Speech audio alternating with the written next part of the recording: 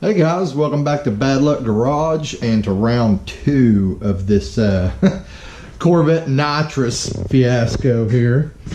I just wanted to give you guys an update. So as you can see, we fixed our air bridge. You know, we had a big huge hole right here, so I got some nice duct tape that I'm sure everybody will love. You know, just some pretty unicorn duct tape, but we got that all sealed up. Moving back onto this nitrous thing, I've been piddling with this on and off all week, guys, and I've been taking video clips, but I haven't made any progress. And you know, I was talking to some of you on the Bad Luck Garage Facebook page, and you know, some of you were like, hey man, just give us a video, you know. So so what I figured I would do, I've got something else I'm about to try, and I'm going to I'm going to explain my logic behind it. And but as of right now, I'll tell you guys what I've tried. I have heated the bottle up with a heat gun. I got it up to a little over 900 psi. That didn't work. I actually got the resistor, the 82k ohm resistor from that I'd ordered on eBay, and I replaced the 68 or whatever it was kilo ohm with the one that ZEX recommends, and that didn't fix it.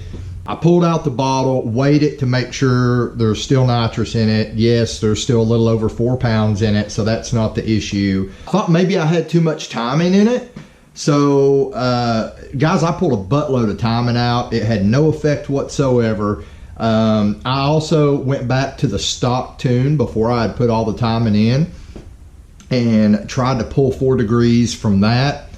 No difference whatsoever. Still doing it. And you know, after thinking about it, at first I thought it was a surge problem, and I did put a camera in the engine bay to monitor the light on the ZEX unit, and it wasn't flickering or anything during the nitrous pull. But I don't think it's a surging problem, guys. You know, after thinking about it, usually when it's popping through the exhaust like that, that's unburnt gas. You know, so what happens is the unburnt gas fires off, you know, in the headers or whatever in the exhaust. So bearing that in mind, that points me to either, you know, a super rich condition, which I did pull fuel, guys. I went down on the fuel jet, didn't do anything. I went up on the nitrous jet, didn't do anything. I tried to, actually at the drag strip, I tried to lean it out with the MAF sensor. That didn't help either. So I'm leaning more towards an ignition issue. And this is what's got me baffled. And I've actually talked to some of you on the Facebook page about this already. But what's got me baffled is, guys, I ran this exact same setup on Project Steppenwolf with the LQ4 a year ago, almost exactly a year ago, and had 0 issues. Okay, same nitrous system. We started at 100 shot, went to a 125, then a 150. Didn't have any issues. Same plugs, guys. BR7s gapped at 0.035. Like I said, no issues. So at this point, I'm trying to think what is different about this setup than the setup I had in Steppenwolf. Now, obviously, being an LQ4, it had a 0.5 point less compression than this LS1 has.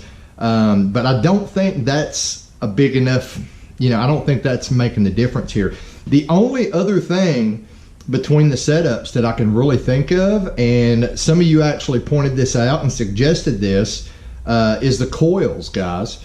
Now, we did, on several of our runs, we had random misfire codes, and we even had a misfire on cylinder 5, if you remember from the previous video. That's why I pulled the plug out, checked it out, and I thought maybe the wire wasn't plugged all the way into the coil, but you know, I took care of that and it didn't make any difference whatsoever. So at this point, I'm thinking maybe I've got a coil going out, or you know, maybe it's something coil related. Well, I happen to have the coils from Project Steppenwolf sitting over here. So I think what I'm going to do, just for shits and giggles, is I'm going to, before I bother pulling all the plugs and trying to close the gap, I don't feel like I should have to close the gap because like I just said, this is the exact same setup we ran on Steppenwolf, the same gap on the plugs, everything. So before I worry about closing gap on the plugs, I think what I'm going to do is just pull the whole rack of coils off both sides of the engine and put the truck coils on, because we know they're good, or at least they were. So I think I'm going to start there, guys. If that doesn't work, then I'm going to pull all the spark plugs out and try closing the gap on them to 30 and see what happens. But it's pretty late on a Friday night. You know, I had to work today, so I'm just going to get these coils on and, you know, fire it up and see what happens, guys.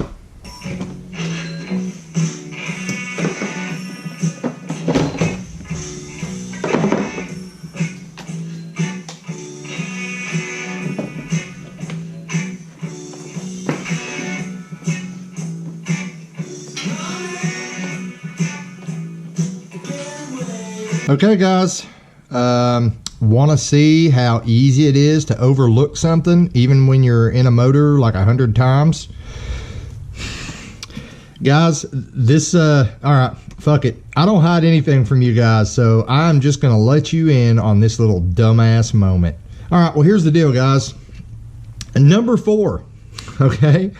I went to go pull my spark plug wires off, similar to what happened on the driver's side the other day.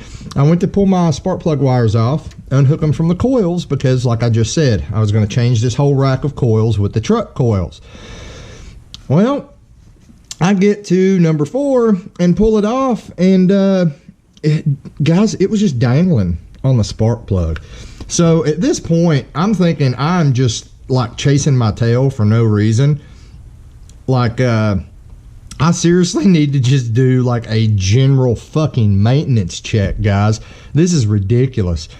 Could that be the problem? I don't know. So at this point, I'm going to go around. I'm going to check every fucking spark plug wire on this thing.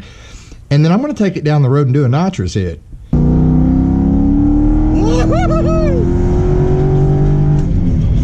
Oh, yeah. Oh yeah, she's fixed, guys. She is definitely fixed. Guys, we are fucking golden. Yeah, I'm a dumbass, but I'm fucking happy. We are golden now. I can't wait to get this thing back to the track. Okay, guys, now I do want to go over some stuff. First of all, yeah, I'm a dumbass. I mean, I knew something was up because I literally follow the same formula every time I install nitrous, guys. The BR7 plugs, the .035 gap. I mean, I follow the same freaking formula every time. So I knew it had to be something stupid. I just didn't realize it was going to be quite that stupid. But I want to give a huge, huge, huge shout out to all you guys for trying to help me out, keeping me motivated this week, because I mean, not just in the comments, but on our Facebook page too. Yeah, you guys have been great, man. I know this seems like a little accomplishment, guys, but this has just been freaking irritating me all freaking week, okay? Because every time I install nitrous, I use the same formula. I use the same plugs, the same gap, everything. So that's why I knew, and guys, I really, really appreciate you helping me. But that's why, you know, I didn't know, but I was about 99% sure it wasn't the plugs, it wasn't the gap, just because I always follow the same formula. But you know, you guys kept me motivated all week. Matter of fact, I'm just gonna do some shout outs. I got y'all on my phone here. JT Marshall, I wanted to give him a shout out because the goopy duct tape idea, that was actually JT. And JT, I tried to find pink urban camo, but I could not find it, brother. But yeah, that's pretty funny. And yeah, guys, the intake's going to stay that way until the eBay build is over, and at that point I'll be buying a whole new intake system and everything. But yeah, shout out to JT Marshall, Bobby Thompson. What I'm doing, guys, is I'm just gonna you know, a lot of you guys helped me out this week, gave me suggestions and stuff, and whether or not it was the right suggestion, I really appreciate you guys helping. So I just wanted to give you guys some shout outs. If I miss you, I apologize, but I'm just going to real quickly, who is it? What the fuck did the side say? That's funny. Filthy McNasty, Glenn Coates, the Driveway Engineer. Now, some of these aren't names. Some of them are the name of YouTube channels that you guys might want to check out. The Driveway Engineer is an example of that. Solo Mang 1 is also another YouTube channel that, you know, he was, and actually, man, I mean, I think you were being sarcastic, but you actually did give me an idea when you said laughing my ass off, 30 degrees timing on the hit Jesus. You actually did give me something to look at, because I was going back and looking at my data logs, and I was like, yeah, that is a lot of timing, but it just held it, man. Like, seriously, on the 100 shot, it just held every bit of 28 degrees of timing up top, and I didn't have a hint of knock retard. But that did have, you know, that did help me out, because I was going back checking my data logs, and that's when I was kind of noticing the misfires and things like that. So I appreciate it, man. I appreciate the comment. Whether it was sarcastic or not, I do appreciate it. Zane Hobbs, Jason Cameron, George Dixon. Definitely can't forget Jeff Dubray and Richard, what's Richard's last name? Oh yeah, Richard Long, guys. Now Jeff actually has a YouTube channel. It's called Headflow Inc. You should really check that out. He's got a ton of great videos on head porting, things like that. Great channel. I've actually been watching it for a long time. I was watching his channel before I ever started my channel, so definitely check that out. But yeah, those guys kept me on my toes all day yesterday, or it might have been the day before, on the Bad Luck Garage Facebook page, you know, giving me suggestions. But like I said, guys, I'm really happy. Couldn't be more excited. The car pulls great now, and this is just on a 100 shot. I am sure on this 100 shot, I'm probably going to see 7s now. I think what was going on is that plug wire was probably already off.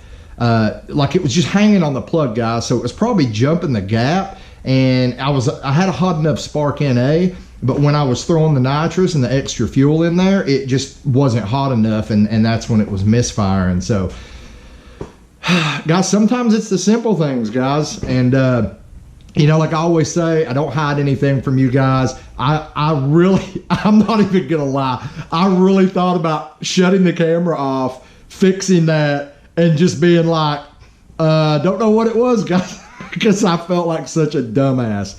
But I don't hide anything from you guys, you know. Even if it's something this simple, this stupid, you know, I mean, shit happens. Well, it's Bad Luck Garage, right? Anyway, I'm really wanting to get this to the track now. I'm all happy because, guys, I will keep jetting this up till we either reach a 175 shot or until my fuel pump can't handle the load anymore. So what I really want to do next time we take it to the strip, you know, we'll start over. We'll do our NA run, then we'll do our 100 shot, then we'll do a 125, just to kind of give you guys like an idea of you know what each level will do as far as ET and mile per hour on this car. Because guys, it's like this. I'm not a Corvette guy. This is a Corvette, yes, but to me, it's just another project. To me, this is a 3,200 pound car with an LS in it. Okay, guys. So anything I do to this car should apply to any 3,200 pound car with an LS in it. The Nova is going to be the same way, guys. It's actually 100 pounds lighter than this Corvette. So the Nova is a 3,100 pound car that's about to have an LS in it. And, you know, I want to show you guys what can be done on the cheap. I mean, we did the turbo build. I've actually been talking to some of you guys off the channel, and you know, I do have something planned in the future, but it's probably going to be quite a ways down the road, maybe as much as a year away. But I do want to do another turbo build, not on this. The ultimate plan for this car is just to have a really fast daily driver that I can take to the track too. But we're going to do a track only build in the future, guys, so stick around. It's coming. It will be turboed. It will be dirt cheap and dirt nasty and freaking probably a piece of shit. that we end up having to work on every 2 days like Steppenwolf was. Steppenwolf was supposed to be a daily driver, guys. The turbo thing just kind of fucked that all up. But yeah. Anyway, I'm really excited about this. I'm looking forward to showing you guys what I know, a little bit of Nitrous can do. And we're going to try to get this thing as close to a high 6 as we can with, from here with just the Nitrous. And then, we'll go from there, guys. Wherever we land with the Nitrous, we'll see how far we have left to go. Because remember, the goal for this car was just to use, some budget eBay parts, Chinese parts, shit like that, and some spray, and try to get it in the 10s. So in the 8th mile, we're looking for a high 6. Technically, according to NHRA, a 7 flat is already in the high 10s, but we're gonna aim for high 6s in the 8th. And once we see those numbers, we'll take it to Bristol and run it in a 1/4 mile. So we'll prove its 10-second ability at that point, and then we'll move on to phase 2, which is going to be a little more expensive. But I'm still on a budget, guys. I mean, I still can't go out and buy freaking $1,000, $1,200 headers and shit like that. So it's still going to be a budget build. It's just going to be a step above an eBay build, if that makes sense. But yeah, we'll get it as fast as we can next time we go to the track on the Nitrous, and then we'll look at a stall converter, a shift kit for the transmission, and we'll just keep testing, guys, until we hit 10s, and then we'll see what we've got in it, what I had to buy, what got us there, and it's something you guys can reproduce, not just on a Corvette, but again, if you've got a 3,200 pound car with a highway gear, freaking 273 rear end, and it's got a LS in it, pretty much anything I'm doing here is going to apply to that vehicle as well. So again, guys, the main purpose of this video was to give you guys an update. Honestly, when I started this video about 30 minutes ago, hopefully it's not that long in the video because I'm editing, but when I started this video, I did not know I was going to turn out all happy. I was being Mr. Negative. I'm always looking for the downside, and I did not think we were going to get this fixed. But then as soon as I saw the spark plug wire just fall off the plug, I was like, that's got to be it. It's got to be. So that's awesome. Ended up not even having to swap the coils or anything. She's running smooth as silk. That's great. So just to let you guys know what's coming, I ordered a bottle warmer and a safety switch. It was cheaper to order them from 2 different places. So the switch came in today. The bottle warmer should be here tomorrow. So I need to get that hooked up. Also, I now have everything I need to build my relay and fuse panel under the hood, for all the accessories. So I know I was talking about that a couple weeks ago. Here soon, I'll be doing a video on that. We also still have to hook our line lock up, guys. Like I've still not installed that. It's here. So we'll get that installed. The Nova, fuel system for the Nova. I'm not sure if Ray's bringing the Nova over here this weekend or not, but now I got another customer. My other uncle actually has a 93 Z28 that he needs a water pump put on, so might as well do that on video. And also I have another company that is sending me a sponsored product, and it's not LED headlights this time, guys. It's actually a tool. So look forward to that review video. That's coming. So guys, I had every intention of this video being me out here working on the car for a little while and still trying to figure out what was going on, but honestly, it's fixed. So I'm just gonna go ahead and say it.